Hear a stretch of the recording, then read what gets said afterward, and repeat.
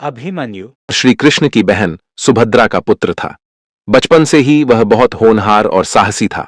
वह अपने पिता अर्जुन की तरह धनुर्विद्या और युद्ध कला में निपुण था। उसका स्वभाव निडर और जोशीला था।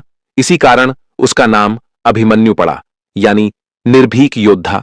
अभिमन्यु केवल 16 वर्ष का था, पर उसमें इतने बल और पराक्रम थे कि बड़े बड़े योद्धा भी उससे कंपते थे। महाभारत युद्ध में अर्जुन हर दिन अपने बाणों से कौरव सेना में हाहाकार मचा देता था। जब द्रोणाचार्य ने चक्रव्यूह नाम का युद्ध व्यूह रचा और उसी समय अर्जुन को युद्ध के किसी दूसरे क्षेत्र में भेज दिया गया। कौरवों ने युधिष्ठिर को संदेश भेजा कि अगर तुम चक्रव्यूह नहीं तोड़ पाए तो अपनी हार स्वीकार करो। पांडवों की सभा में सब परेशान हो गए, क्योंकि अर्जुन के सिवा कोई चक्रव्यूह भेदना नहीं जानता था।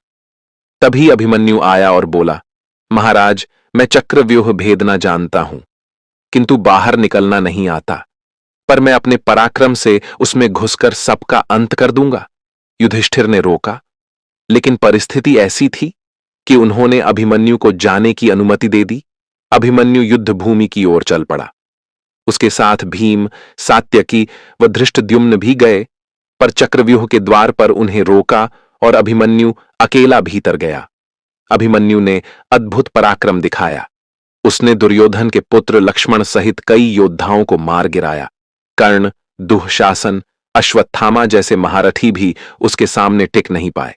कौरव सेना में भय फैल गया। जब वे सब मिलकर भी अभिमन्यु को नहीं रोक सके तो उन्होंने छल किया। सब ने एक साथ मिलकर उस पर आक्रमण कर दिया। कर्ण ने उसका धनुष काट दिया। कृपाचार्य ने उसके सारथी को मार डाला और वह निहत्था हो गया। फिर भी उसने गदा से लड़ना जारी रखा और कई योद्धाओं को परास्त किया। आखिर में दुःशासन के पुत्र ने पीछे से उसके सिर पर प्रहार किया और वह वीर बालक भूमि पर गिर पड़ा। उसकी मृत्यु होते ही कौरवों ने उल्लास मनाया, लेकिन यह अत्यंत अन्यायपूर्ण था। जब यह समाचार पांडव शिविर पहुंचा तो सब शोक में डूब गए।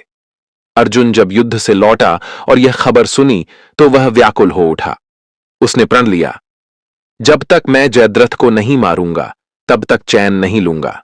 श्री कृष्ण ने भी उसे समझाया, पर अर्जुन के भीतर प्रतिशोध की अग्नि जल रही थी। अगले दिन उसने अपने वचन के अनुसार जयद्रथ का वध किया और अभिमन्यु की मृत्यु का बदला लिया। अभिमन्यु की पत्नी उत्तरा, जो विराट राजा की पुत्री थी, उस समय गर्भवती थी। पति की मृत्यु से वह बहुत दुखी हुई, पर श्री कृष्ण ने उसे संभाला और उसके गर्भ में पल रहे बालक की रक्षा की। बाद में उसी बालक का जन्म हुआ, जिसका नाम परीक्षित रखा गया, क्योंकि वह विनाश के बाद भी जीवित रहा। परीक्षित ही आगे चलकर पांडवों की वंश परंपरा को आगे बढ़ाने वाला बना। कहानी अच्छी लगी तो लाइक करें।